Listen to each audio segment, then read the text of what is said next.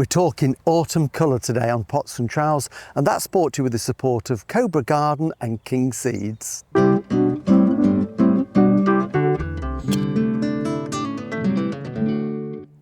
Hello and welcome to Pots and Trowels. Well, today we've come up to North Yorkshire to RHS Harlow Carr, the Royal Horticultural Society garden in the north. And this is a beautiful garden that looks good all year round, but in autumn it just comes to life with all these beautiful rich colours.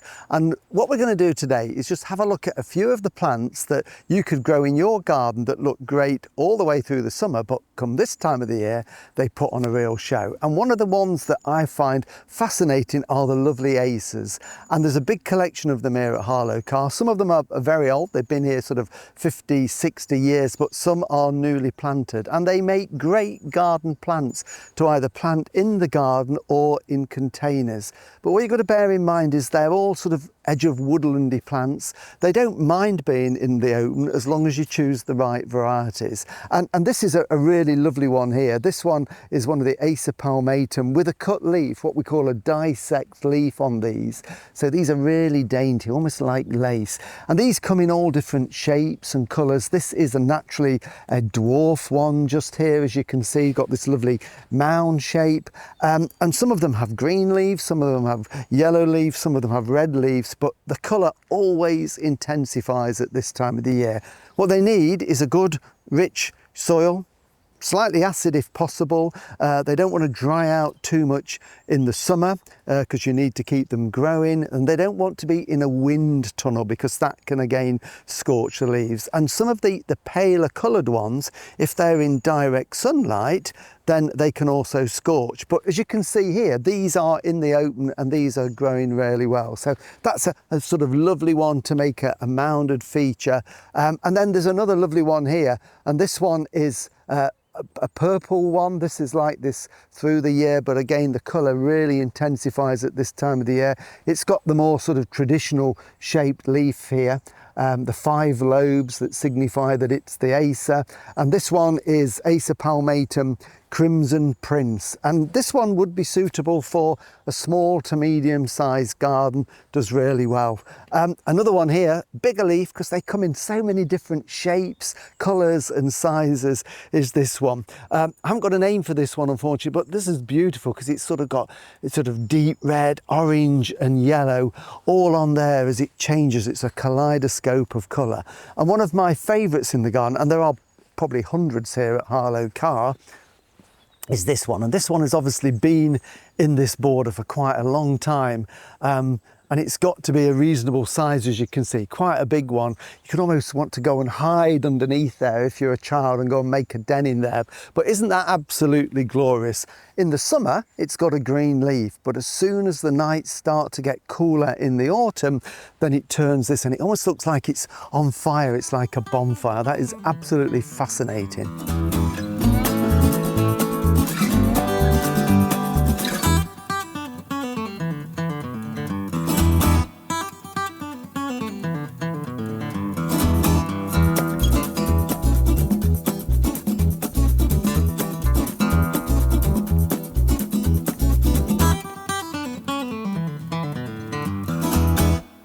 Another one that's great for autumn colour is Cercis, and this is Cercis canadensis. Lots of different types of Cercis available. They make either a large bushy plant or a small tree. So again, suitable for most gardens. Again, they like that moisture retentive soil in the summer, lots of organic matter to put on the growth. And again, this one that would be a green leaf during the growing season is turning to this beautiful rich colour at this time of the year. Lots of shrubs as well that we grow in the garden. The Spirea japonica, little princess, gold flame that we plant that get to about a metre high, 3 feet tall through the garden. They're deciduous, and their green leaves at this time of the year change to a lovely orange colour. So we can get all these different rich colours at this time of the year. But don't forget some of the evergreens, conifers and evergreens with their different shades of greens, work as a great backdrop to all this lovely autumn colour to get that mix and make you wander through the garden.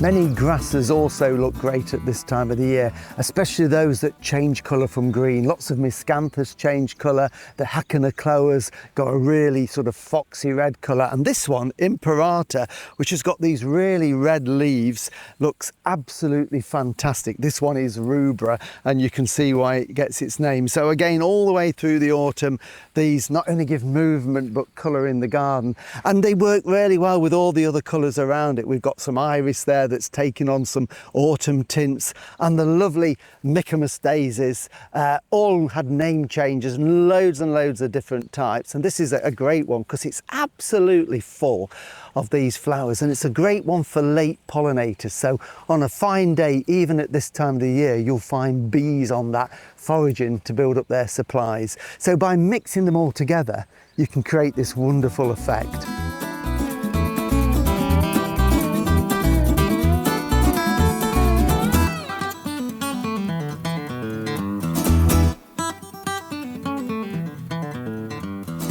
This one is Acer Nagunda, and I have to mention it because it's one of my favourites and one that we've planted in the garden at Ivy Cottage. Ours is probably no taller than I am at the moment, so I'm going to have to wait probably 20 years before it gets to this. It's not fast growing, doesn't get large, so a really good specimen tree for a smallish garden. It's got a different shaped leaf to your traditional Acer. As you can see, they are green through the summer, but again in the autumn they turn to this lovely orangey red colour, so it looks like it's on fire. But it gets the name paper bark maple because of this lovely cinnamon coloured bark which develops as the tree matures, and once it gets to a certain stage you get this lovely flaking bark on there, hence the name paper bark maple. So all I need to do now is be patient and wait for ours to grow.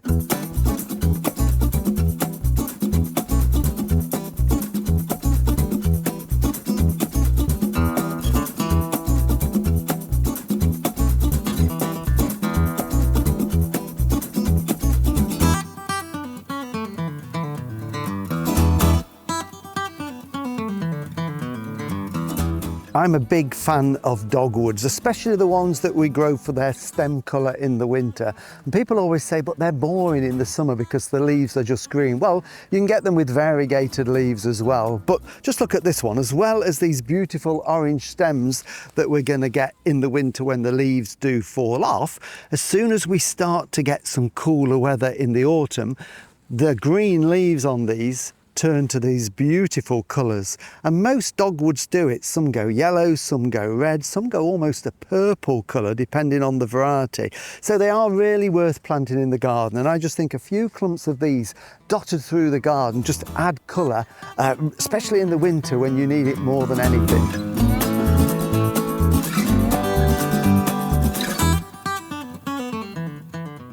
This one is Acer Nagunda, and I have to mention it because it's one of my favourites and one that we've planted in the garden at Ivy Cottage. Ours is probably no taller than I am at the moment, so I'm going to have to wait probably 20 years before it gets to this. It's not fast growing, doesn't get large, so a really good specimen tree for a smallish garden. It's got a different shaped leaf to your traditional Acer. As you can see, they are green through the summer, but again in the autumn they turn to this lovely orangey red colour, so it looks like it's on fire. But it gets the name paper bark maple because of this lovely cinnamon coloured bark which develops as the tree matures, and once it gets to a certain stage you get this lovely flaking bark on there, hence the name paper bark maple. So all I need to do now is be patient and wait for ours to grow.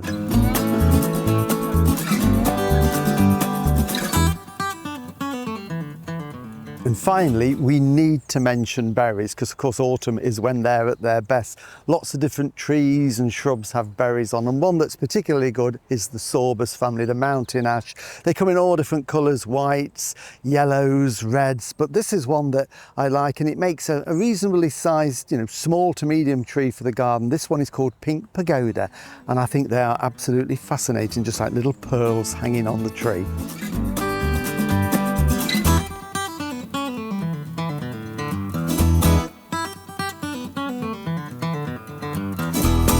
Well, thank you for watching Pots and Trowels, and if you're looking for more colour and ideas and inspiration for your garden for the autumn, now is the perfect time to get out to public parks and gardens such as this at Harlow Carr, where you'll get loads and loads of ideas. We'll be back again next week in the garden, so we'll see you then. Bye.